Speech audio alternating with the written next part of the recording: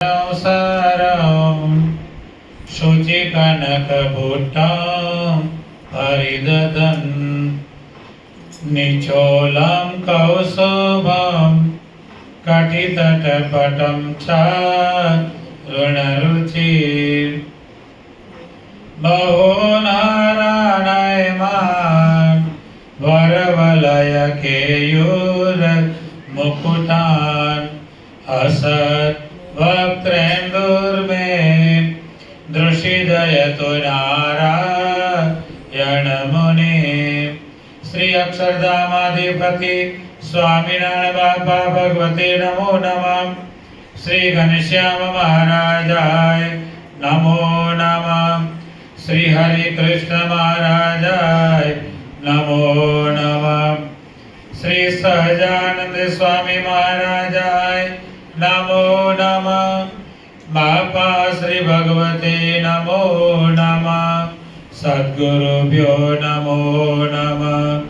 श्री स्वामीनारायण गादि आद्याचार्य प्रवर धर्म धुरंधर सनातन धर्म सम्राट परम कल्याणकारी जीवन प्राण स्वामी बापा भगवते नमो नमः।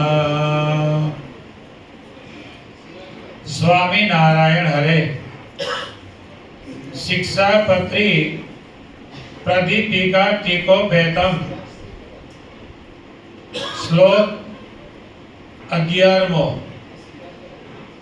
कस्यापि प्राणिनो हिंसा नैव कार्यात्र मामकै सूक्ष्मयो कामत कोणादे रपि बुद्धिया कदाचन। साधारण धर्मनी વાત કહેતા સ્વામિનારાયણ ભગવાન પ્રથમ કહે છે, અમારા જે સત્સંગી તેમણે કોઈ જીવ પ્રાણી માત્રની પણ હિંસા ન કરવી અને જાણીને તો જીર્ણા એવા જૂ માકડ ચાંચડ આદિ જીવ તેમની પણ હિંસા ક્યારે ન કરવી। આ સંસાર સાગરને વિશે પોતાના વિવિધ કર્મો વડે કરીને વારંવાર બુડતા નીકળતા એવા જીવોને મોક્ષરૂપી પુરુષાર્થ સાધવો એ જ પરમ શ્રેય રૂપ છે। માટે પોતાના આશ્રિત જીવોનો મોક્ષ થાય એવા હેતુથી મોક્ષ ધર્મનો પ્રધાનપણે આશ્રય કરીને શ્રી હરિ સ્વામિનારાયણ ભગવાન ચાતુર્વર્ણ્યના સાધારણ ત્યાગી ગૃહી ભાઈ ભાઈ સર્વેને તુલ્યપણે પાલન કરવાના ધર્મોને પ્રથમ કહે છે। દરેક મુમુક્ષુએ ચારે વર્ણના મનુષ્ય બ્રાહ્મણ ક્ષત્રિય વૈશ્ય અને શૂદ્ર ચારે વર્ણના મનુષ્ય અને ચારે આશ્રમના મનુષ્ય અને એથી આગળ આપણે સત્સંગની પરિભાષા પ્રમાણે ત્યાગી ગૃહી ભાઈ ભાઈ સર્વેને સામાન્યપણે પાળવાના ધર્મ પ્રથમ ભગવાન કહે છે। દરેકને ફરજિયાત પાળવાના છે। એમાં પહેલો સામાન્ય ધર્મ વેદનું પહેલું મહાવાક્ય અહિંસા પરમો ધર્મ। સાધારણ ધર્મની શરૂઆત કરવામાં પહેલા 3 શ્લોક સ્વામિનારાયણ ભગવાને અહિંસા પરાયણ કીધા। 11મો 12મો અને 13મો ત્રણેય શ્લોક અહિંસા પરાયણ। 11મો શ્લોક કસ્યાપि પ્રાણીનો અહિંસા નૈવ કાર્યાત્ર મામકૈ સૂક્ષ્મયો કામત પૂર્ણાદે રપે બુદ્ધ્યા કદાચન। 12મો શ્લોક દેવતા પિતૃ યાગાર્થ મપ્ય જાદે સહિંસનમ ન કર્તવ્ય મહિંસૈવ ધર્મ પ્રોક્તોસ્તિ યન્માન। અને 13મો શ્લોક જે અત્યારે આખી દુનિયામાં ચાલે છે, સ્ત્રીયા ધનસ્ય વા પ્રાપ્તૈ સામ્રાજ્યસ્યાપી વાક્વચિત મનુષ્યસ્ય તો કસ્યાપી હિંસા કાર્યાન સર્વથા. આ ત્રણેય શ્લોકો અહિંસા પરાયણ, પહેલા જ ભગવાને અહિંસા પરાયણ શ્લોકો કીધા. એમાં પહેલો 11મો શ્લોક આપણે આ સોમવારે આવ્યો. સાત્વિક, રાજસ અને તામસ એવા કોઈ પણ પ્રાણી ન, એટલે કે દેહધારી જીવની હિંસા એટલે દ્રોહ, હનન આદિ હિંસા મારા આશ્રિતોએ ન જ કરવી. કોઈ પણ દેહધારીની હિંસા ન કરવી. અહીંયા બે શબ્દ વાપર્યા. કોઈ પણ દેહધારીની હિંસા એટલે દ્રોહ અને હનન, બે શબ્દ વાપર્યા. હિંસાના પર્યાય શબ્દ બે વાપર્યા, દ્રોહ અને હનન. હનન એટલે મારવું અને દ્રોહ એટલે અપરાધ કરવો. મને, વચને અને દેહ કરીને કોઈને પણ દુખવવા એ પણ એક પ્રકારની હિંસા જ છે. મનમાં કોઈનું ભૂંડું થવાનો સંકલ્પ કરવો એ પણ એક પ્રકારની હિંસા.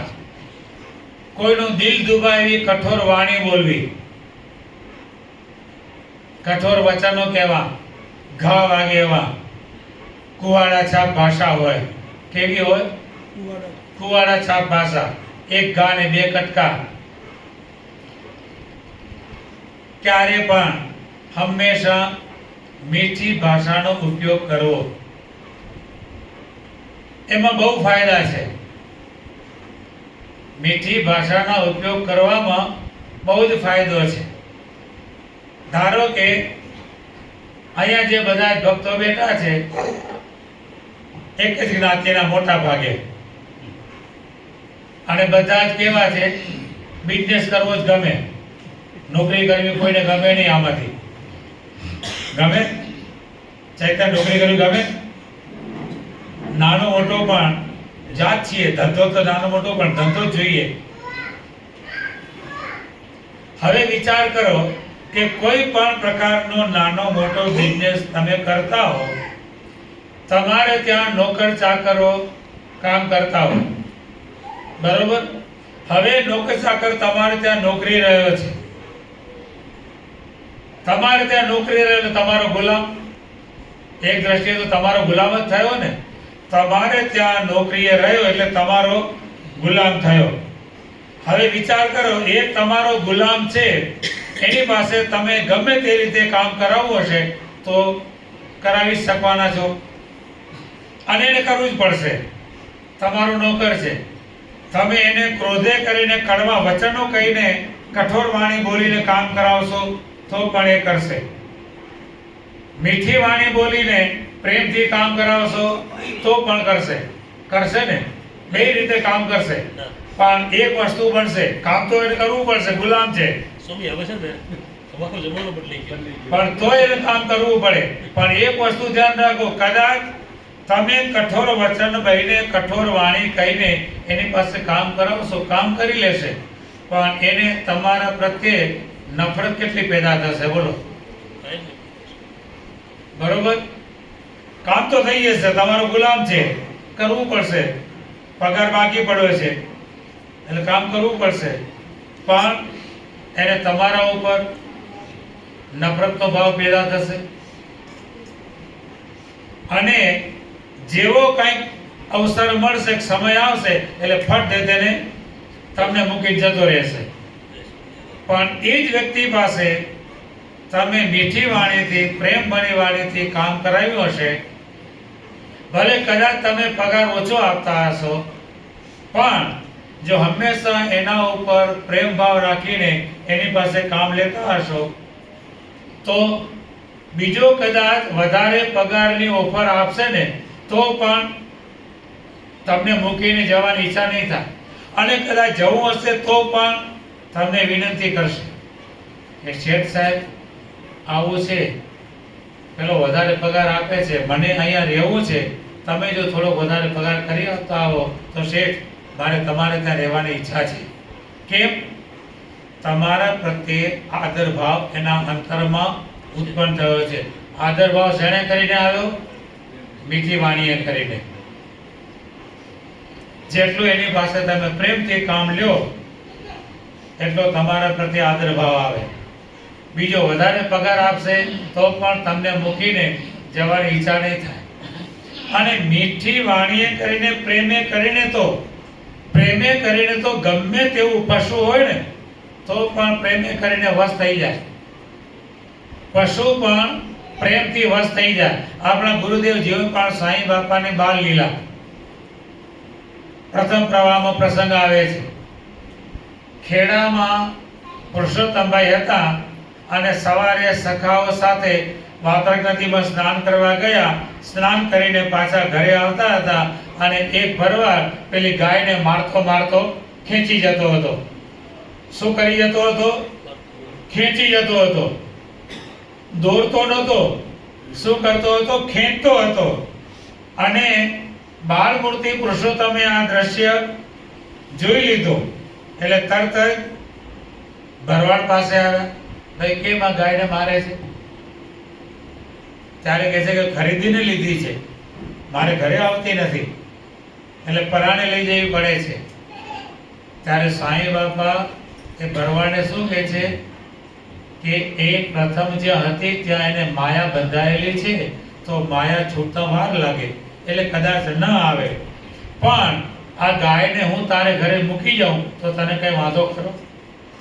હું મૂકી જાઉં, ચાલ તું મૂકી દે ગાયને, હું આ ગાયને તારા ઘરે મૂકી દઈશ. ભરવાડ કે તમે મૂકી જશો તો મને શું વાંધો છે? ભરવાડે ગાયને છોડી દીધી. ભરવાડે ગાયને મૂકી દીધી. સાંઈ બાપાએ ગાયને કાંઈ કર્યું નથી. પોતાની પાસે ભીનું કપડું હતું, ગાયને વર્તમાન ધરાવ્યા. પછી સાંઈ બાપાએ ગાયના મસ્તકે, મોઢા ઉપર, ગાયની ગોદડીએ, ગાયની પીઠ ઉપર પ્રેમથી પોતાનો કોમળ કર ફેર્યો. બીજું કાંઈ કર્યું નથી. બોલો ભરવાડ તો પરાણે દોરડું ઝાલીને ખેંચતો હતો. સાંઈ બાપાએ એ ગાયની દોરડી પણ પકડી નથી, ફક્ત ગાયને પ્રેમથી પંપાડી. અને ગાયને પ્રેમથી પંપાડી અને સાંઈ બાપા આગળ ચાલતા થયા. બાળ મૂર્તિ પુરુષોત્તમ આગળ ચાલતા થયા અને ગાય પાછળ ઓટોમેટિક ચાલતી થઈ ગઈ પ્રેમથી. આપણા વડવાઓ બળદની ખેતી કરતા, ગામડાઓમાં બળદથી ખેતી કરતા.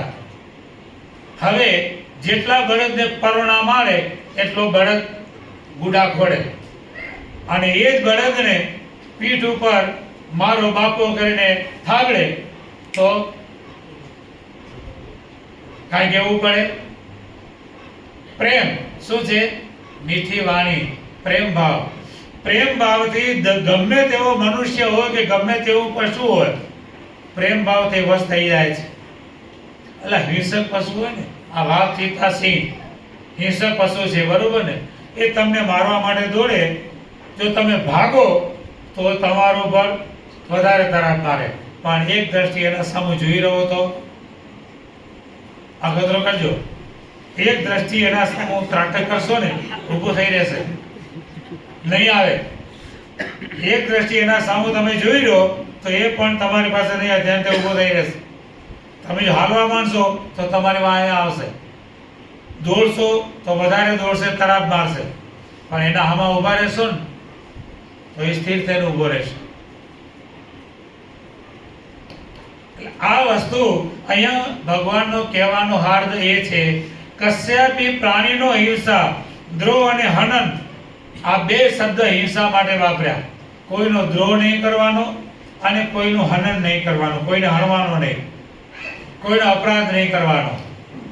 કહેતા કોઈનું દિલ દુભાવવાનું નહીં.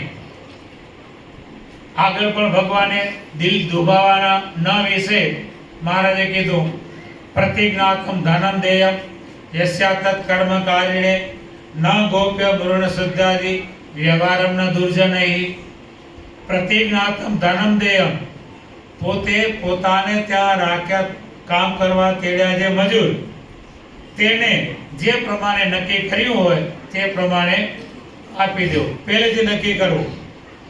તો ઘણા એને શું હોય, હાલે ભાઈ કામ કરી લઈને જોઈશું, કામ કરી લઈને જોઈશું. નહીં, મહારાજનો આજ્ઞા નથી. પહેલું નક્કી કરો અને નક્કી કર્યા પછી એમાંથી કાપો નહીં. એ બિચારો ગરીબ મજૂર છે, એ બિચારો ગરીબ મજૂર છે. કદાચ તમે નક્કી કર્યા વિના કોઈ મજૂર રાખ્યો, રોજ ઉપર રાખ્યો, કામ કરી લીધું અને પછી તમને ગરજ મટી ગઈ, એટલે હાથ પડતા પડતો પગાર આપવાનો થાય ત્યારે ના ના તું તો અહીં ચા પીવા જતો રહેતો ને, આટલું કામ ઓછું કર્યું છે, આટલું આમ કર્યું છે ને, માટે એમ નહીં આપવું ને. ના, તમને ખબર નથી ચા પીવા જવાનો છે? પહેલેથી જો તમે તે સમયે એને પગારમાં કાપો તો એનું દિલ દુખાય, દુખાય કે નહીં? તો એ દ્રોહ થયો કહેવાય. એટલે ભગવાન કહ્યું પ્રતિજ્ઞાતમ ધનમ દેયમ, જે પ્રમાણે નક્કી કર્યું એ પ્રમાણે આપી દો. પહેલેથી જે કરવું હોય, કાપકૂપ કરવી પહેલેથી કરો, પણ નક્કી થયા પછી ગોમડું ફાટ્યું ને વૈદ વેરી એવું નહીં કરવાનું. આપણું કામ પતી ગયું અને હવે તું તારે રસ્તે, હવે હું તને કાપું, એવું ક્યારે નહીં કરવાનું. એમાંથી એ ગરીબની હાય આપણને લાગે, ગમે તેવો મોટો શેઠિયો હોય પણ એને શું થાય, ગરીબની હાય લાગે. બોલી ન શકે પણ એનું અંતર દુભાય. અને તુલસી ગરીબ કી હાય કબહુ ખાલી ન જાય, મુआ ઢોર કે ચામ સે લોહા ભસ્મ હો જાય. ગરીબની હાય ક્યારે ખાલી જતી નથી. કોઈ પણ ગરીબની હાય લેવી નહીં. પહેલેથી જે પ્રમાણે વાતચીત કરી હોય તે વાત કરી લેવી, પણ કોઈનો દિલ દુભાવવાનો નહીં. દિલ દુભાયું એટલે દ્રોહ થયો. શું થયો? દિલ દુભાયું એટલે દ્રોહ થયો. કઠોર વાણી બોલીએ તો દ્રોહ થયો. ખાવા બેઠા અને કંઈક મરચા મીઠા ફેર પડ્યો, ફટ દે તેને ઓલી ઉધડી લઈ નાખો તો એ દ્રોહ થયો. એ ખાસે ત્યારે એને ખબર નહીં પડે. જો તમે જમતી વખતે સીધું તમે એના ઉપર તરાપ મારો તો બીજી દિવસે વધારે બગડશે. પણ તમે પ્રેમથી જમી લેશો કાંઈ પણ બોલ્યા વિના. પતિવ્રતા છે તમારી બધાને અત્યારે તો, એટલે તમને જમાડ્યા વિના તો જમે નહીં. એટલે પહેલા તમને જ જમાડે, એટલે તમને જમાડે, એને બીજથી ચાખ્યું ના હોય, એટલે આટલી પતિવ્રતા થઈ તમને પ્રેમથી જમાડતી હોય અને તમે સીધું તો બીજે દિવસે વધારે બગડે.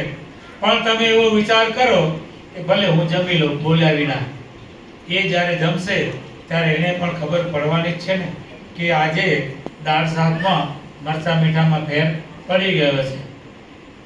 એ જ્યારે જમશે ત્યારે એને ખબર પડશે, ત્યારે મનમાં તમારા પ્રત્યે એને શું થશે કે મારા પતિ કેટલા સહન શક્તિ વાળા છે. આવું કર્યું તો પણ બોલ્યા વિના જમી લીધું તો મારે રસોઈ કરવામાં વધારે ધ્યાન રાખવું જોઈએ, આવું એના મનમાં થશે. અને તરત કાપશો તો બીજે દિવસે વધારે બગડશે.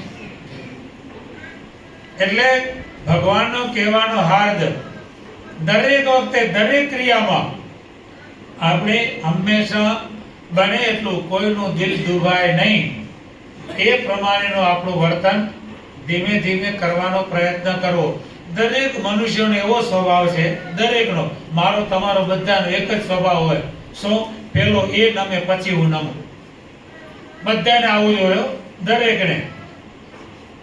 કોઈને એવું નથી થતું પેલો હું નમી જાઉં, હું પેલો માફી માંગી લઉં, આવું કોઈને નથી થતું. પેલી ઈ માફી માંગે પછી હું. તમારે વ્યવહારમાં ઝઘડા થયા હોય, ભાઈ ભાઈઓમાં ઝઘડા થયા હોય તોય પણ આજ પેલો ઈ નમે તો હું નમ. પણ આપણે સામેથી ગયા, પૈસા આપણે થોડુંક આવું બની ગયું છે, માફ કરી દો, છોડી દો. જે મનુષ્ય પહેલો માફી માંગે ને, એક્સપ્રેસ કર્યો છે. અમે આટલા બધા સંતો ભેગા રહેતા હોઈએ તો કંઈક થતું હોય, ના થાય? નાના મોટાને પણ થાય, મોટા નાનાને પણ થાય, સરખા સરખાને પણ થાય. એક્સપિરિયન્સ કર્યો છે.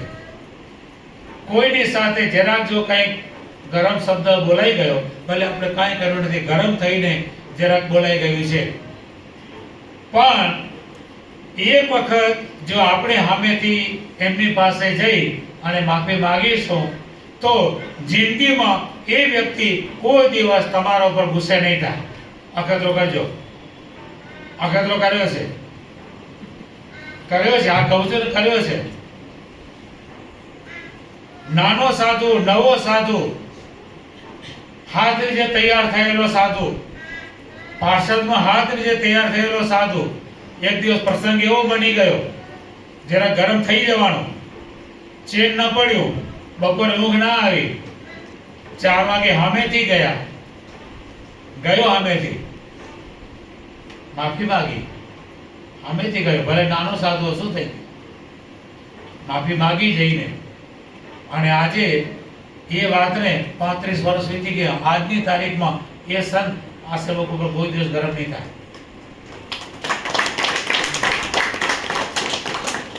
નિયમ છે, આપણે પહેલા નમી જાઓ. જો આપણે નમી જઈશું તો સામેની વ્યક્તિને ઓટોમેટિક નમવું જ પડશે. પણ બધાની આ એક જ રીતિ છે, પેલો ઈ નમે પછી હું નમું. સાસુઓ ઘરમાં ભેગા રહેતા હોય ને, કઈ ભાઈ મા દીકરીની જેમ રહો ને, તો એ દીકરી થાય તો હું માં થઈ જાઉં, એટલે ભાઈ પણ તું માં બની જા ને દીકરી બની જશે. અને વહુ એમ વિચાર કરે પેલી માં બને તો હું દીકરી બનું, અને સાસુ એમ વિચારે એ પેલી દીકરી થાય તો હું માં થાઉં. ના, પણ ભાઈ એવું નથી. આપણે દીકરી બની જાવ, ઓટોમેટિક સાસુ માં થઈ જશે. પહેલું આપણે નમવો અને આપણે પેલી માફી માંગી લો, અને જે પેલી માફી માંગે ને એ જ જીતે હંમેશા. આ નિયમ છે. જે પેલો માંગે એ જ જીતે. પેલો માફી માંગે એનો જીત, એનો જય થાય.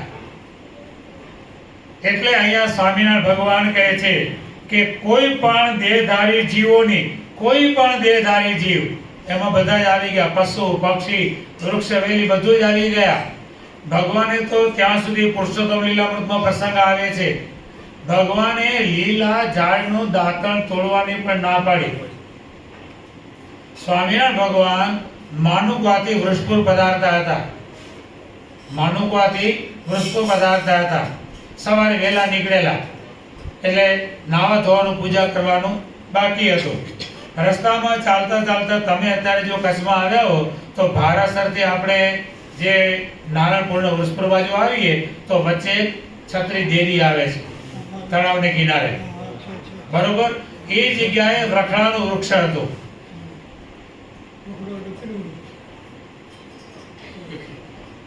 રખડાનું વૃક્ષ હતું. ત્યાં ભગવાને કરલો બાંધ્યો. કરલો ખબર છે? ધર્મેન્દ્ર કરલો જોયો છે? ભાઈ કરલો કોઈ જોયો છે? બધાય જોયો છે, પણ તમને ખબર નથી. કરલો એટલે ઊંટ. કરલો એટલે ઊંટ જોયો છે ને બધા? ભગવાન ઊંટ ઉપર બેસીને માનુકવાથી નીકળ્યા છે. ત્યાં રખડાના ઝાડ નીચે મહારાજે ઊંટ બાંધ્યો.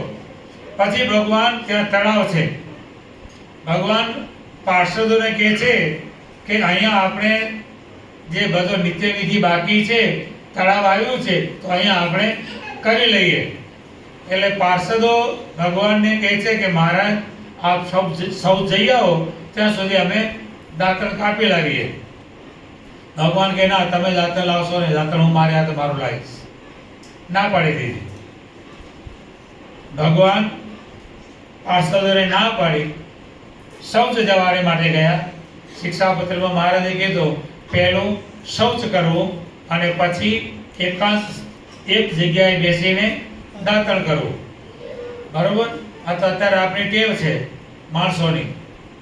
દાંતણ ચાલતા ચાલતા વોકિંગ કરવા નીકળે અને હાલતે ને ચાલતે જ્યાં ને ત્યાં શું કરે? તો એ ભગવાનની મનાઈ છે. સવારના પોરમાં આપણે દાંતણ કરતા હોઈએ તો આપણે મોઢું સાફ કરીએ છીએ, બરોબર ને? તો આપણા મોઢામાંથી બધો કચરો નીકળવાનો ને, અને કચરો આપણે જાતે ફેંકીએ તો પ્રદૂષણ ખરાબ થાય. એટલે ભગવાને કીધું એક જગ્યાએ બેસીને દંત ધાવન કરવું. ઉપવિશ્ય ચૈકત્ર કર્તવ્ય દંત ધાવન. ઉપવિશ્ય ચ એકત્ર, એક જગ્યાએ બેસીને દંત ધાવન. ઘણાની ટેવ હોય ઘરમાં ફરતા ફરતા બ્રશ કરતા જાય ને ઘરમાં ફરતા જાય. ના, એક જગ્યાએ બેસીને દંત ધાવન કરવું. એટલે ભગવાન શૌચ કરવા ગયા. શૌચ કરીને ભગવાન પાછા વળતા દાંતણ લાવ્યા. તો કેરળાનું ભગવાન દાંતણ લાવ્યા. કેરળો અને હુકુ કેરળાનું ભગવાન દાંતણ લાવ્યા. વળનું નહીં, લીમડાનું નહીં, બાવળનું નહીં, કેરળાનું સૂકું દાંતણ ભગવાન લાવ્યા. અને એવું દાંતણ સૂકું હતું, ભગવાન દંત ધાવન કરવા માંડ્યા ને તો લોહી આવી ગયું. આટલું સૂકું દાંતણ ભગવાન લઈ આવ્યા. એટલે પાછું તો કે મહારાજ આવું. ત્યારે ભગવાન કે અમારો નાનપણથી સ્વભાવ છે, લીલા તૃણને પણ અમે તોડતા નથી, માટે અમે એવું દાંતણ લાવ્યા. એટલે મહારાજનો કહેવાનો અર્થ, કોઈ પણ જીવ, વૃક્ષવેલીમાં પણ જીવ છે, વૃક્ષવેલીમાં પણ જીવ છે. તો એ પ્રમાણે મહારાજ કે કોઈ પણ જીવની દ્રોહ, હનન આદિ હિંસા મારા આશ્રિતોએ ન જ કરવી, ન જ કરવી, જ મૂક્યો, ન જ કરવી. એ પ્રમાણે જીવ હિંસાનો નિષેધ અહીંયા મહારાજ કરે છે.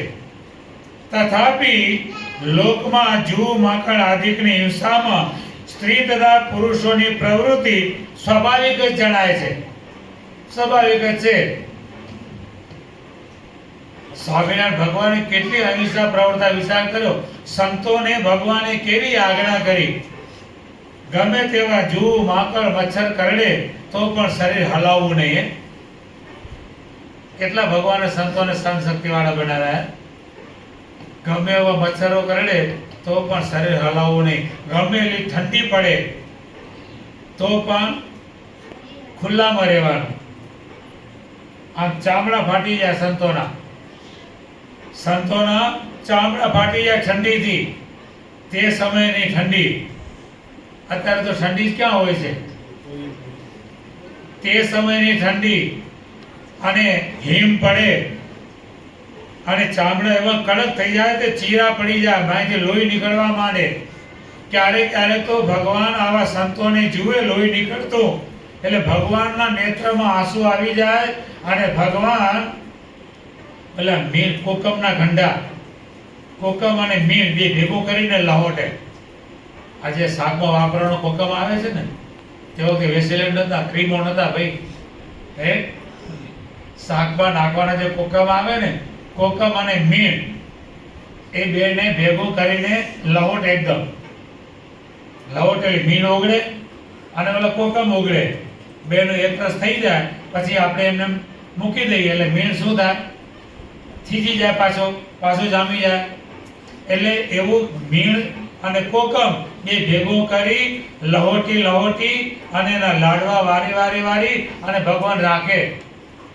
અને સંતોને જ્યારે આવું થાય, શરીરમાં બહુ જ લોહી નીકળવા માંડે, આખા શરીર ફાટી જાય, ત્યારે ભગવાન પોતે પોતાના હાથે સંતોના શરીરે એ કોકમ અને મીણ એ લાડવા વાર્યા હોય એ ભગવાન ઘસે. આટલી ભગવાને સંતોને સહન શક્તિ એટલી બધી તો આપણે કરવાની નથી. કરવા જઈએ તો થાય તેમ પણ નથી. હા, થાય તેમ પણ નથી. પણ જેમ બને તેમ, જેટલું બને તેટલું ધ્યાન રાખી અને જે અહીંયા કીધું એ પ્રમાણે અહિંસા પરમો ધર્મ. જેમ બને તેમ, જેટલું બને તેટલું ભગવાનની આજ્ઞાનું પાલન થાય. એટલે અહીંયા ભગવાન કહે છે કે રજોગુણ તમોગુણ સંબંધી સ્વાભાવિક દોષ વડે કરીને એ હિંસામાં પ્રવૃત્ત ન થાય તો પણ એ ઘણું છે. શું?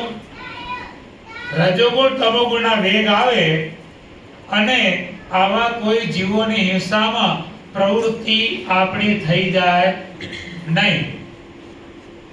જ્યારે માણસને રજોગુણ તમોગુણના વેગ આવે ને ત્યારે કાંઈ પણ ભાન રહેતો નથી. તમોગુણ એટલે ક્રોધ, તમોગુણ એટલે ક્રોધ. ક્રોધ આવે પછી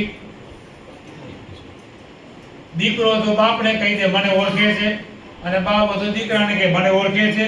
એટલે ભાઈ ખાઈ પીને મોટા ભેગા થયા છો, નહીં ઓળખતા હોય એકબીજાને, પણ કોણ બોલાવે? ક્રોધ બોલાવે. એટલે રજોગુણ તમોગુણના વેગે કરીને સ્વાભાવિકપણે હિંસા ન થઈ જાય એનું ભગવાન કે ધ્યાન રાખો. ફરીથી વિશેષપણે કરીને ભગવાન કહે છે કે બુદ્ધયા જાણીને, રજોગુણ તમોગુણના વેગે કરીને જાણીને હિંસા કરવી નહીં. સ્મૃતિમાં એમ કહ્યું છે કે ન હિંસ્યાત સર્વભૂતાની, ભૂત પ્રાણી માત્રની હિંસા ન કરવી. અને પરમ કૃપાળુ પરમ દયાળુ સ્વામિનારાયણ ભગવાન તો મન વાણી અને દેહ કરીને પ્રાણી માત્રના દ્રોહરૂપી હિંસાનો પણ નિષેધ કરતા સત્સંગી જીવનના દ્વિતીય પ્રકરણના 16મા અધ્યાયમાં કહે છે અહિંસૈવ પરો ધર્મ ઇતિ વેદાનુશાસનમ અસ્તિતિ સર્વતા વર્જ્યા હિંસા સર્વૈ મદાશ્રિતૈ વપુષા વચસા ક્વાપી મનસા વાપી દેહિન કસ્યાપી નૈવ કર્તવ્યો દ્રોહો નિજ હિતેપ્સુભી. અહિંસા એ જ પરમ ધર્મ છે. એ પ્રકારે વેદનું આજ્ઞા વચન છે. એ હેતુ માટે મારા આશ્રિત સર્વ તેમણે હિંસાનો સર્વ પ્રકારે ત્યાગ કરવો. પોતાનું હિત ઈચ્છનારા એવા પુરુષો તેમણે મન વાણી અને દેહ કરીને ક્યારે પણ દેહધારી માત્રનો દ્રોહ ન કરવો. સ્વામિનારાયણ ભગવાન ગઢપુરમાં બિરાજમાન હતા સભામાં, અને ભગવાનનો ઢોલિયો અને હરિભક્તોની સભા, એની વચ્ચે જે થોડી આપણે જગ્યા કાયમ હોય છે એ પ્રમાણે હવે જગ્યામાં એક નાનું હાપોલિયું નીકળ્યું મારેના ઢોલિયા નીચેથી. હવે હાપોલિયું કોઈ આગળ એક નાનું છોરું બેઠેલું, એ શું થાય, ઓલું વાંકો વાંકો હોય એટલે પકડવા દોડે. એટલે સીધું ભગવાનના ઢોલિયા પર પેલું છોરું પકડવા આવ્યું એટલે હાપોલિયાને. એટલે ભગવાને છોરાને પકડીને પાછું બેહાર્યું. તો વળી થોડુંક હાપોલિયું આગળ ગયું એટલે પાછું છોરો ઉઠીને ત્યાં પાછું પકડવા ગયો. એટલે ભગવાને બીજી વાર છોરાને પકડીને પાછો વાળ્યો. ત્રીજી વાર પેલો દોડ્યો, બાળકનો સ્વભાવ છે. ત્રીજી વાર બાળક પેલું હાપોલિયાને પકડવા દોડ્યું એટલે ભગવાને એક લગાવી દીધી. એટલે પેલો રોતો રોતો સભામાંથી જતો રહ્યો રમવા. એ તો મારે બજારમાં રમવા જતો રહ્યો રોતો રોતો. ભગવાને લાફો માર્યો એટલે રોતો રોતો બજારમાં રમવા જતો રહ્યો. થોડી વાર થઈને મહારાજ પાર્ષદને કહે છે કે મારો હાથ હજુ છમછમે છે, તો પેલા બાળકને કેટલું વાગ્યું હશે. મહારાજ પાર્ષદોને કે જાઓ બાળકને શોધી લાવો ગમે તે. એટલે બાળકને શોધી લાવો, મારો હાથ ચમચમે છે તો બાળકને કેટલું બધું વાગી ગયું હશે, જાઓ શોધી લાવો. પાર્ષદો ગયા. છોકરા બાળકને તો શું હોય, એને તો માર્યો તો શું ને ન માર્યો, એને તો બધું સરખું જ છે ને, એ તો મારે જ એને રમતું હતું બીજાના બાળકો સાથે. એટલે પાર્ષદો એને લઈ આવ્યા, ભગવાન પાસે લાવ્યા. ભગવાને બાળકને મીઠાઈની પ્રસાદી આપી. બાળક ત્યાં ઊભું ઊભું પ્રસાદી ખાવા માંડ્યું. ભગવાને સંતોષ ન થયો. મેં આ બાળકને માર્યું, શું થયું? આપણને શીખવા માટે બાળકને માર્યું એટલે અપરાધ થયો. એટલે ભગવાનને મનમાં સંતોષ ન થયો કે હજુ બાળક રાજી થયો નથી, મારે બાળકને રાજી કરવું છે. ભલે પ્રસાદી ખાય છે પણ હજુ બાળક કિલકિલાટ નથી કરતો. કિલકિલાટ કરવું જોઈએ, બાળકનો સ્વભાવ છે કિલકિલાટ કરવાનો. અને હજુ પ્રસાદી આપી છતાં પણ કિલકિલાટ કરતો નથી. એટલે ભગવાને બાળકને પોતાના કંઠમાં ઉતરી પહેરી હતી, સોનાનો દોરો ઉતરી, એ ભગવાને કાઢી અને પેલા બાળકને આપી દીધી. એટલે બાળક જેવો સોનાનો દોરો મળ્યો ને, એને તો શું ખબર સોનો કે પિત્તળ જે હોય તે, એને તો મળ્યું. બીજી વખત મળ્યું. બાળકનો સ્વભાવ એક વખત આપો ને જો રાજી ન થાય પણ બીજી વખત આપો એટલે ખુશ થઈ જાય. એટલે બાળકને ભગવાને બીજી વખત આ સોનાની ઉતરી આપી એટલે બાળક ખુશ થઈ ગયો, લઈને હાલતો થઈ ગયો. ભગવાન કે હાસ, બાળક રાજી થઈ ગઈ. આપણને શીખવવાને માટે ભગવાને આ ચરિત્ર ત્યાં સભામાં કર્યું. એટલે મન, વાણી અને દેહ કરીને કોઈ પણ પ્રકારે હિંસા કરવી નહીં. વળી સ્વામિનારાયણ ભગવાન સત્સંગી ભૂષણના પ્રથમ અંશના 39મા અધ્યાયમાં પણ કહે છે કે સર્વભૂતેષુ ભૂતાત્મા સ્થિતોહમ સર્વદાસ્યસ્ત મદભક્તો મદભીયાદ્રોહમ કસ્યાપી નાચરેદ વૃધા. જીવ પ્રાણી માત્રનો અંતર્યામી એવો હું સર્વ પ્રાણીઓમાં સદા રહેલો છું. કોઈ પણ ભક્તને આપણે દુખવીએ, અત્યારના યુવાનો માટે, હું તો જાહેર સભામાં યુવાનો માટે ખાસ કહું, અત્યારના યુવાનોને વડીલો ગમતા નથી. અત્યારના યુવાનોને વડીલો ગમતા નથી. વડીલો કંઈક સલાહ આપે એ પણ ગમતી નથી. પણ વડીલો છે ને બધું સમય બતાવશે. મેં દ્રષ્ટાંત આપ્યું હતું, ઘડિયાળના 3 કાંટા. મિનિટ કાંટો નહીં હોય તો ચાલશે, સેકન્ડ કાંટો નહીં હોય તો ચાલશે, પણ કલાક કાંટો નહીં હોય તો ટાઈમ કોણ બતાવશે? હે, એકલો કલાક કાંટો હશે ને તોય પણ ટાઈમ ખબર પડી જશે. પણ કલાક કાંટો નહીં હોય અને મિનિટ કાંટો અને સેકન્ડ કાંટો દોડા દોડ કર્યા કરશે, ટાઈમ ખબર પડશે નહીં પડે. આ વડીલો છે ને બધો કલાક કાંટો છે, એ આપણને ટાઈમ બતાવશે. એટલે ગામની જાહેર સભાઓ ને એમાં યુવાનોને કહું, આજના યુવાનોને વડીલો ગમતા નથી. પણ એક વિચાર કરો, ગમે તેવા વડીલો કદાચ આજના યુવાનોને અનુરૂપ નહીં થતા હોય. માની લો બે ઘડી યુવાને એમ કહે કે વડીલો અમને સેટ નથી થતા, પણ તમે જ્યારે નાના હતા ત્યારે તમે કેટલા એને સેટ થયા હતા ભાઈ? તમે જ્યારે નાના હતા, બાળે અવસ્થામાં હતા, ત્યારે તમે તમારા મા બાપને સેટ થયા હતા? નતા થતા ને? તો તે સમયે તમારા મા બાપ તમને સેટ થયા છે ને, તો હવે તમારો વારો આવે છે મા બાપને સેટ થવાનો. જ્યારે મા બાપ તમે નાના હતા ત્યારે તમને સેટ થયા, હવે તમે યુવાન થયા તો મા બાપને સેટ થાવ. વડીલો ભલે કદાચ, હું તો એમ કહું છું, વડીલો બીજું કાંઈ પણ આપણને સાથ સહકાર આપે યા ન આપે, પણ બધાય આપણે યુવાન મિત્રો, કારણ સત્સંગના, સ્વામિનારાયણ ગાદીના આશ્રિતો બધા જ યુવાન મિત્રો આ એક ખાસ ધ્યાનમાં રાખવાનું. શું? વડીલો ગમે તેવા હશે પણ એમનો મોટામાં મોટો આપણા ઉપર ઉપકાર એ છે કે એમણે આપણ બધાયનો હાથ ઝાલી અને સ્વામી બાપાના હાથમાં આપ્યો છે. આ મોટામાં મોટો ઉપકાર છે. જો વડીલોએ આ ન કર્યું હોત તો આપણે બધા ક્યાં હોત?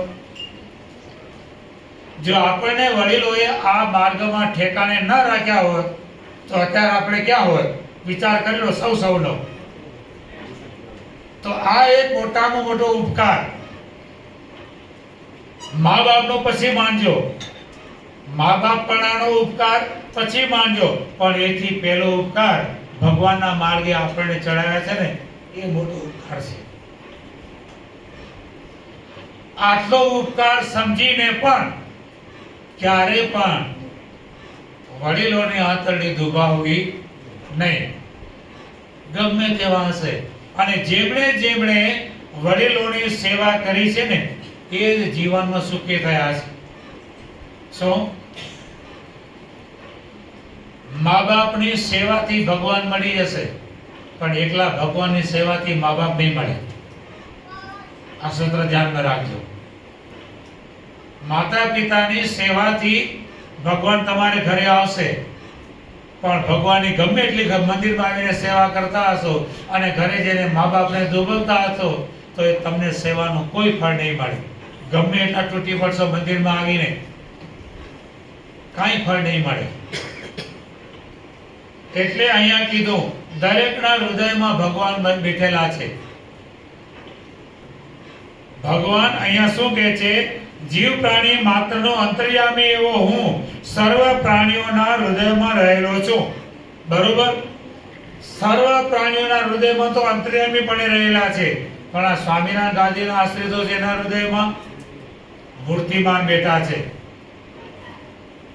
સ્વામિનારાયણ ગાદીના જેટલા આશ્રિતો છે ને એ આશ્રિતોના હૃદયમાં સ્વામિનારાયણ બાપા સ્વામી બાપા મૂર્તિમાન બેઠા છે, તેજ રૂપે નહીં, મૂર્તિમાન છે. તો હવે એને દુખાવશો તો કોણ દુખાશે? સ્વયં ભગવાન દુખાશે. આ વસ્તુ ધ્યાનમાં રાખવાની. સ્વામિનારાયણ ગાદીનો આશ્રિત થયો, સ્વામિનારાયણ ગાદીના આચાર્ય તરીકે વર્તમાન ધરાવ્યા. જ્યારે આચાર્ય વર્તમાન ધરાવે છે ત્યારે એ પોતે ભગવાનને આપણા હૃદયમાં પધરાવે છે. બાપાશ્રીની વાતોમાં આવે છે જેમ મંદિર તૈયાર થાય એટલે મોટા પુરુષો મૂર્તિ પધરાવે, એમ આપણું આ મંદિર તૈયાર થાય, ભગવાન અને મોટા આપણા હૃદયમાં મૂર્તિ પધરાવી દે. એટલે આપણા હૃદયમાં ભગવાન મૂર્તિમાન રહેલા છે, નાના મોટા બધાય, દરેકના હૃદયમાં ભગવાન મૂર્તિમાન છે. તો એટલે અહીંયા મહારાજ કહે છે કે માટે મારો ભક્ત મારો ભય રાખીને કોઈ પણ પ્રાણીનો દ્રોહ સંકલ્પ માત્રથી પણ ન કરે, તો પછી વાણી અને દેહની તો વાત જ ક્યાં કરવી. સંકલ્પ માત્રથી પણ દ્રોહ ન કરે, ખરાબ થવાનો સંકલ્પ પણ ન કરે. આપણને કદાચ પીડતો હોય ને કોઈ મનુષ્ય, આપણને કદાચ કોઈ હેરાન કરતો હોય ને, તો આપણે મનથી એ વિચાર કરવાનો ભગવાન એનું ભલું કરે. સો આપણે આ તો શું હોય, કદાચ આપણે હેરાન ન કરીએ કોઈને, કોઈ આપણો શત્રુ હોય કે આપણો કોઈ એવો હોય અને આપણને હેરાન કરતો હોય, પછી આપણે કઈ ન કરીએ, ભાઈ ભગવાને આજ્ઞા કરી છે અમારા ભક્તે કોઈનો દ્રોહ કરવો નહીં, એમ માનીને બેસી રહીએ. પણ બીજો કોઈ એનું ખરાબ કરે ને એટલે આપણે જોઈને રાજી થઈએ, બરોબર એ જ લાડો છે, તું બરોબર ટાઢા પાણીએ ખાઈ જશે. ના, એ પણ આપણામાં ખોટ કહેવાય. શું કહેવાય? એ પણ આપણામાં ખોટ કહેવાય, દ્રોહ કર્યો કહેવાય. મને કરીને દ્રોહ થઈ ગયો ને, તમે મને કરીને વિચાર કરો, કર હેરાન કર, ભલે બીજો હેરાન કરે છે પણ તમે જોઈને રાજી થયા ને, તો એ પણ આપણે દ્રોહ થયો કહેવાય. ઉલટાનો આપણે એમ કરે કે ભાઈ રહેવા દે ને, ભગવાન ઉપર છોડી દે, ભગવાન જે કરશે સારું કરશે, આમ કરીને ત્યાંથી વાતને ક્લોઝ કરી દેવાની. પણ આ તો પછી આપણે વાતને આગળ વધારીએ, તું કર ના, તો એ પણ સંકલ્પે કરીને પણ તેનું ભૂંડું ન કરવાનું, તો પછી વાણી કે દેહની તો વાત જ ક્યાં કરવી. માટે સ્વામિનારાયણ ભગવાન કહે છે કે મૃત્યુ કાળને વિશે પશુને પણ મહાન કંપારો થાય છે. આ ઈદ આવે એ 2-3 મહિના પહેલા વાલા બકરાને ખવડાવે પીવડાવે તાજો કરે, પણ બકરો ખાય જ નહીં. તમે જોજો 2-3 મહિના સુધી બકરાને તાજો કરવા માટે ખવડાવે પીવડાવે, લઈ જાય અને બરોબરનો ખવડાવે. હવે ઈદ આવવાની છે, 3 મહિના બાકી છે, ખવડાવો તાજો કરો, પણ બકરા ખાઈને ખબર પડી જાય, એને ખબર પડી જાય કે મારો વારો આવી ગયો છે, એટલે ખાય જ નહીં, એમને એમ બળી જાય. શું થાય? એમને એમ બળી જાય. એટલે અહીં કીધું મૃત્યુ કાળને વિશે પશુને પણ મહાન કંપારો થઈ જાય છે. ગમે તેવો ખૂની હોય ને, ગમે તેવો ખૂની, રોજ 4 ખૂન કરતો હોય ને, આવો ખૂની હોય ને, એવો વ્યક્તિ પણ જ્યારે ખૂન કરવા જશે ને ત્યારે એને પરસેવો છૂટી જશે. જોજો. અને અત્યારની CID શું કરે છે? પરસેવા ઉપરથી ખૂનીને શોધી કાઢે છે. જેનું ખૂન થયું હોય એને ત્યાં પરસેવાનું ટીપું પડી ગયું, એના ઉપરથી ખૂની શોધી કાઢે અને પરસેવો વળી જ જાય. ગમે તેવો ખૂની રોજ 4 ખૂન કરતો હોય ને તોય પણ જ્યારે કોઈનું ખૂન કરવા જાય ત્યારે એને પરસેવો વળી જાય. કારણ કે માય બેઠેલો એને ચેતાવે છે કે બેટા ખોટું કરે છે, તું આ ખોટું કરે છે. પણ ઓલો ઉપર ઓલો સવાર થઈ ગયો તમોગુણ, એટલે અંદર વાળાનો અવાજ સંભળાતો નથી. બાકી આપણે કોઈ પણ ભગવાનની આજ્ઞા વિરુદ્ધનું કામ કરીએ ને એટલે તરત જ માય બેઠેલો ભગવાન આપણને ચેતવે, બેટા તને યોગ્ય નથી, પણ ઓલો બહારનો સંગ વધારે થઈ જાય એટલે અંદર વાળાનો અવાજ દબાઈ જાય છે, હંભળાતો નથી. બાકી અવાજ તો આવે જ. ગમે તેવો હોય તો પણ અવાજ તો આવે જ. એટલે અહીં કહે છે પોતાના પ્રાણ બધાને અતિશય વાલા છે, સર્વ દેહધારીઓને પોતાના પ્રાણ અતિશય વાલા છે. તે માટે મનુષ્ય જે પ્રકારે પોતાની જાત ઉપર દયા રાખે છે તેવી જ રીતે પરના ઉપર પણ દયા રાખવી. પરંતુ કોઈ પશુને ક્યારે પણ મારવા નહીં, અને ઝીણા જીવને મારવાથી પણ અંધકૂપ નામના નરકની પ્રાપ્તિ થાય છે, એમ ભાગવતમાં કહ્યું છે. અને સડેલા શરીરને વિશે જેમ જીવડા ભમે છે, સડેલા શરીરને વિશે જેમ જીવડા ભમે છે, તેમ તે ઝીણા જીવને મારનારો મનુષ્ય અંધકૂપ નરકને વિશે પાપી એવી રીતે ભમે છે. ને તેને મારેલા સર્વ જીવ ત્યાં તેને ફાડી ખાય છે, એ અતિ દુઃખને પામે છે. માટે કોઈ પણ પ્રાણીની હિંસા ન જ કરવી, પણ દરેક ઉપર દયા રાખવી. આ આપણને ભગવાન પહેલો જ હજુ કશ્યાપી પ્રાણીનો હિંસા નૈવ કાર્યક્રમામ કહી એના ઉપર આચાર્ય સ્વામીજી મહારાજ વિવેચન કરે છે. સત્સંગી જીવન, સત્સંગી ભૂષણ, ભાગવત બધાને પ્રમાણ આપીને શાસ્ત્રમાં લખાણ વ્યવસ્થિત જ કરવું પડે. પાપનો પ્રાયશ્ચિત બતાવવું જ પડે. પછી કે આટલું બધું કે આટલું બધું, હા એટલું બધું, એટલું બધું, આટલું બધું કે ત્યારે એમાંથી આટલું પાડે કે ભાઈ આટલું બધું કે ત્યારે એમાંથી આટલું પાડે. આટલી બધી બીક ન બતાવે તો કોઈ પાડે એમ છે? હે, આ બીક એટલા માટે બતાવવી જ પડે.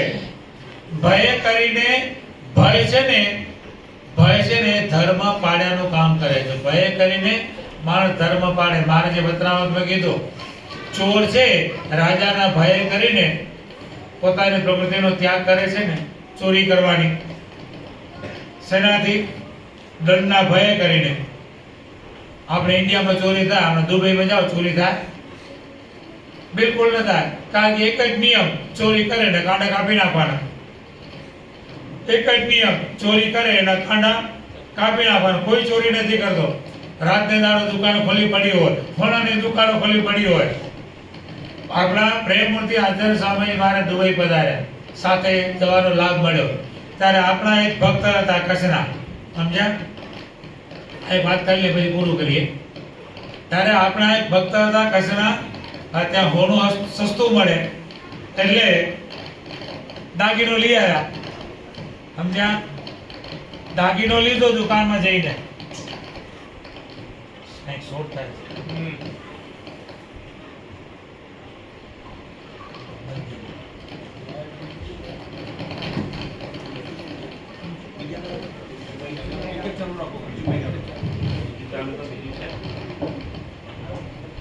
ત્યાં દુકાનમાંથી સોનાનો દાગીનો લીધો. હવે દાગીનો લીધો ને પૈસા ચૂકવવા ગયા, દાગીનો બાજુમાં મૂક્યો, એમને પાકીટ લઈને હાલ્યા. દાગીનો ત્યાં ત્યાં રહી ગયો દુકાનની બહાર. દુકાનની બહાર દાગીનો ત્યાં ને ત્યાં રહી ગયો. દુકાનવાળાએ જોયું કે ફલાણા દાગીનો મારી પાસે ખરીદીને પૈસા આપી અને દાગીનો મૂકીને ચાલ્યા ગયા છે. આ દુકાનવાળાએ જોઈ લીધું, દાગીનો એમને પડ્યો રહ્યો. જ્યાં ઉતારો હતો ત્યાં આવ્યા ત્યારે એને ખબર પડે પૈસા ચૂક્યા, દાગીનો તો આવ્યો નથી. દાગીનો ક્યાં? એટલે વળી પાછા દુકાને ગયા.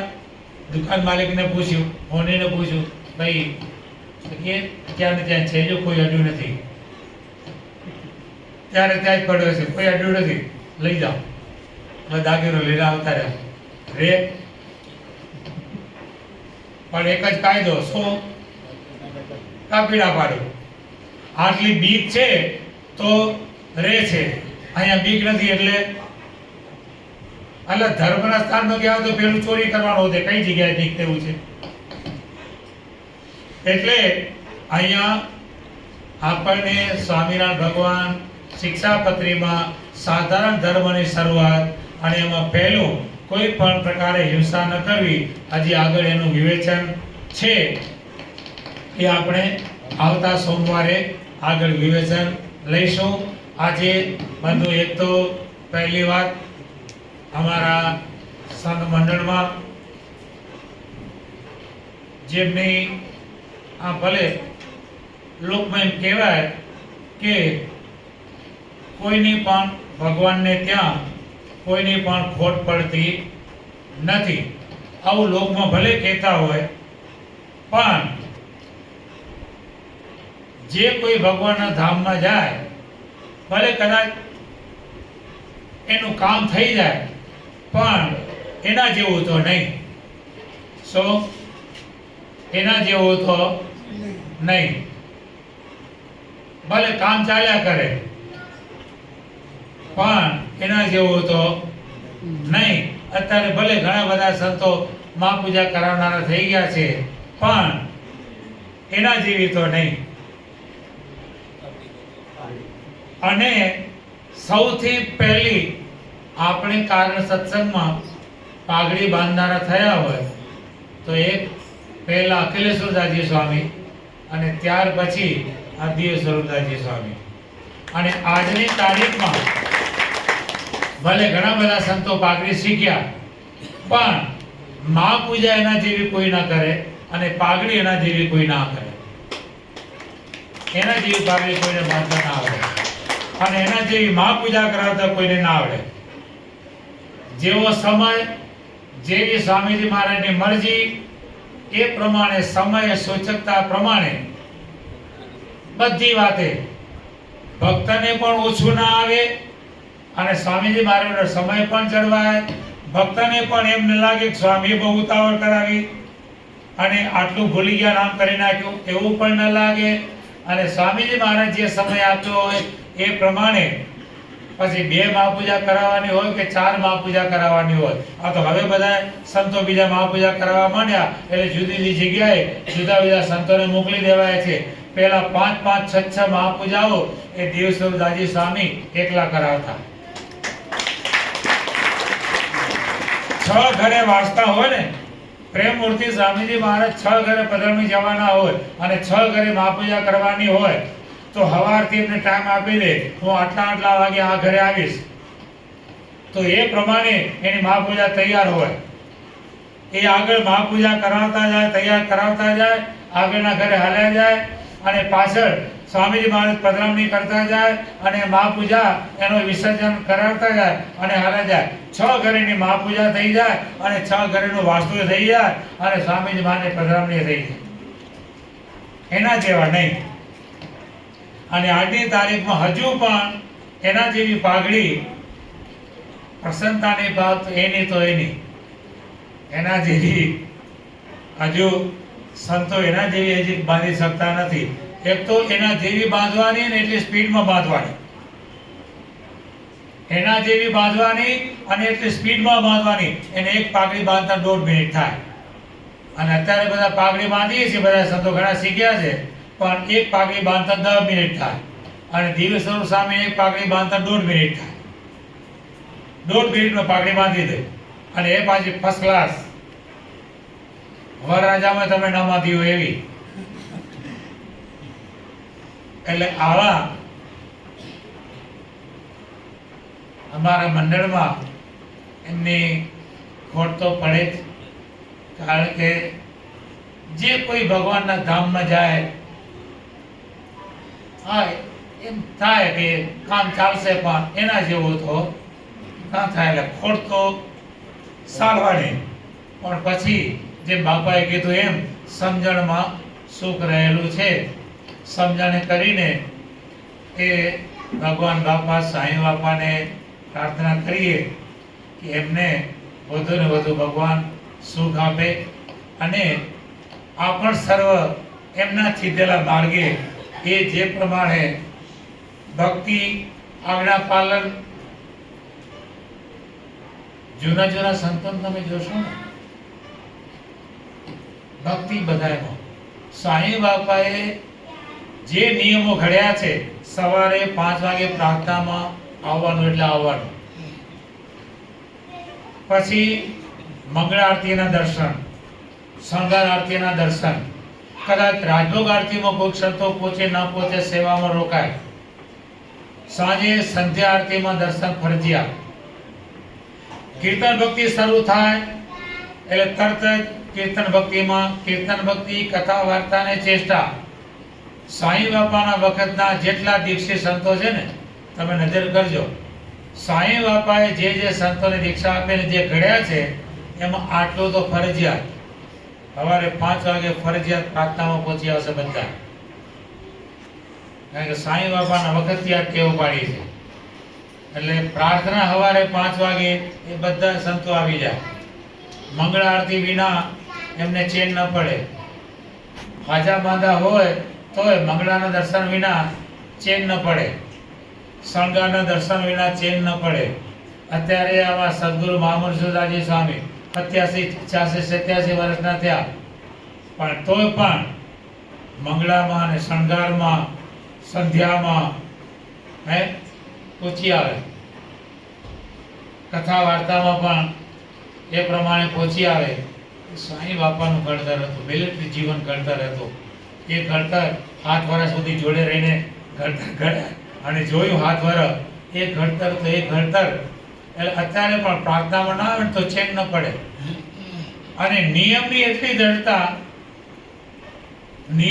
દ્રઢતા, ધ્યાન માણા રહી જાય, ચેન ન પડે. ગમે એવો સમય હોય, રાત્રે 12 વાગે 1 વાગે ઉતા હોય, આ વડીલ સંતો બધા હતા ને, અખિલેશ્વર સ્વામી ને ઉત્તમ પુરુષ સ્વામી ને આ બધા શીખવાડી ગયા છે, માય ખાલી ગયા છે. નિયમો જીવ સાથે જણાવી ગયા છે. એમના સંગે રહીને જીવ સાથે નિયમો જણ્યા છે.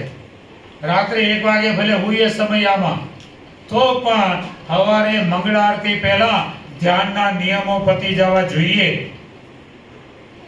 પછી પોણો કલાક ધ્યાન હોય કે કલાક ધ્યાન હોય, મંગળ આરતી પહેલા ધ્યાન થઈ જવું જોઈએ.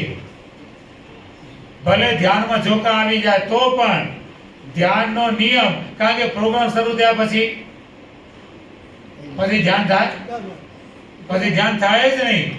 એટલે આ જીવમાં ખાલી ગયા છે. ધ્યાનનો નિયમ તો મંગળ આરતી પહેલા જ કરવાનો. આ ભક્તોને પણ આ શીખવાનું છે. સમય હોય, આ હોય, તે હોય, તમે વ્યવહારમાં પડ્યા હો, ધ્યાનનો નિયમ તો વહેલા ઉઠીને જ કરવાનો. જો શાંતિથી ધ્યાનમાં સુખ લેવું હોય તો ધ્યાનનો નિયમ તો વહેલા ઉઠીને જ કરવાનો. વહેલા ઉઠી તમારા ઘરની અંદર, ઘરમાં સિંહાસન ભગવાન બિરાજમાન છે, 5, 10, 15 દંડવત કરી નાખો, મોઢું ધોઈ નાખો અને 5, 10, 15 દંડવત લાંબા થઈને કસરત કરી નાખો. કસરત થઈ ગઈ, ઊંઘ જાય ભાગી, પછી પથારીમાં નહીં બેવાનું. આ તો પછી દંડવત કરે ને પાછા પલંગમાં, પછી એમ નહીં. વ્યવસ્થિત અસર કરીને બેસી જાઓ, ભલે ઊંઘ આવી જાય, પણ ટેકો લીધા વિના વ્યવસ્થિત ભગવાનની સામે, અથવા તો તમારા ભલે બેડરૂમમાં બેસો, પણ પલંગનો ટેકો લીધા વિના. પછી ભલે કદાચ એમાં ધ્યાનમાં બેઠા કદાચ ડોલું આવી જાય, વળી પાસે જાગી જવાય, તો પણ એનો વાંધો નહીં. પણ ધ્યાનનો નિયમ તો જેટલો બને એટલો બ્રાહ્મે મૂર્તે ઉત્થાય ભગવદ ભજન સ્મરણમ કૃત્વા રાત્રે પાછલી 4 ઘટિકા તજી સંતને શયન તજી ભજન કરવું. 4 ઘડી રાત્રે બાકી રહે ત્યારે ધ્યાન કરી લેવું. 24 મિનિટની 1 ઘડી, 24 મિનિટની 1 ઘડી એટલે 4 ઘડીની કેટલી મિનિટ થઈ? 96 મિનિટ. કેટલા કલાક થયા? 1.5 કલાક. બરોબર. તો 6 વાગે ગણો, 6 થી 5 અને 5 થી 4:30, 1.5 કલાક બાકી હોય રાતનો, અને સંતને શયન તજી ભજન કરવું. એમાં જેવું સુખ આવે ને એવું પછી સુખ આવે નહીં. સાંઈ બાપાએ સંતોને આવા જે ઘડ્યા છે, અને આવા બધા વડીલ સંતો એ બધા નવા નવા સંતોને પણ એ માર્ગે ચલાવી રહ્યા છે. તો દિવ્ય સ્વરૂપદાસજી સ્વામી આજે મહારાજની મૂર્તિના સુખે સુખ્યા થયા. એમના માટે આપણે 2 મિનિટ ધ્યાન પણ કર્યું. ભગવાન બાપા સાંઈ બાપાને પ્રાર્થના કરીએ કે એમને વધુને વધુ મૂર્તિ સુખ આપે અને એમની ભક્તિના માર્ગે અમે બધા ચાલીએ એવી અમને બધાને દિવ્ય શક્તિ ભક્તિ આપશો એટલે પ્રાર્થના કરી આજની સભાને આપણે વિરામ આપીશું. બોલો શ્રી અક્ષરધામના અધિપતિ સ્વામિનારાયણ બાપાની જય, ઘનશ્યામ મહારાજની જય, હરિકૃષ્ણ મહારાજની જય, સહજાનંદ સ્વામી મહારાજની જય, બાપા શ્રી જય, સદગુરુ શ્રી જય, સ્વામિનારાયણ ગાદીના અધ્યક્ષ